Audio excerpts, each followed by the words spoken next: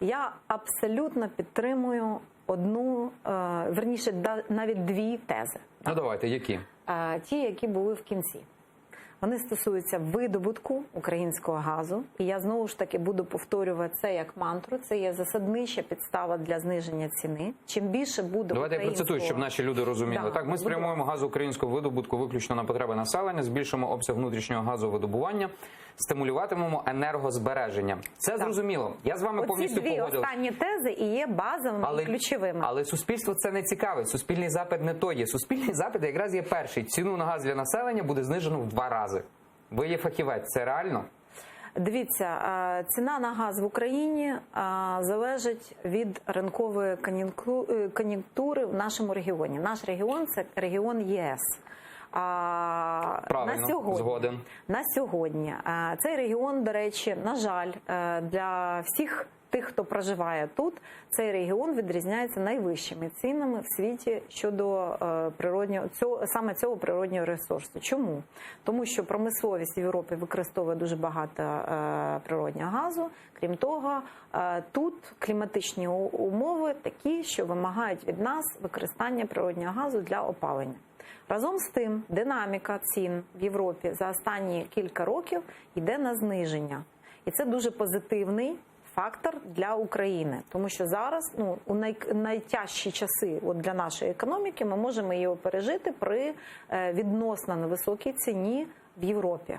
Це спонукає в тому числі і українських виробників знижувати свої ціни. На сьогодні у нас паритет з тим, що є в Європі. І ціна знижується, ви бачите це навіть у постанові Кабміну.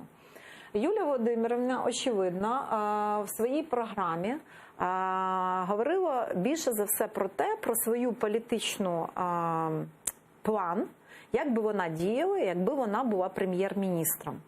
У світі є лише дві ціни – ринкова і політична. Є багато країн, значно навіть багатших, ніж Україна, які ще й досі мають політичну ціну на енергоносії. Це один із підходів в світі. І це лягало в її філософію, і, очевидно, таким чином пояснюється саме ця теза.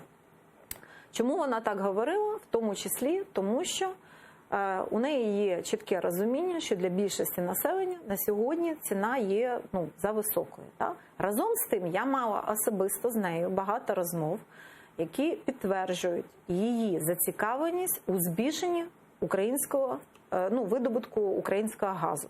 І саме цей компонент і зниження його споживання є надзвичайно важливим. Тому що якщо ми дійсно, а Україна, до речі, знижує щороку, ми знижуємо споживання газу. Чому? Тому що підприємства також вживають заходи енергозбереження, домогосподарства також все більше і більше переходять і відходять від газу, і більш ефективно використовують. Але, на жаль, що стосується такого більшого сектору високоповерхових будинків, будинків, які тут у Києві, особливо, наприклад, у цьому районі, де ми з вами сидимо, тут є дуже багато застарівших таких це питання енергоефективності. Зношених систем, і тут дуже мало у людей можливостей щось дійсно змінити. Разом з тим, програми енергоефективності, вони також мають бути налаштовані на те, щоб люди мали реальну можливість, по-перше, платити лише за той газ, який вони дійсно використовують, а не за той, який розподіляється на весь будинок, і незрозуміло, де він там неефективно використовується, а люди не відчувають на собі вплив тих чи інших показників.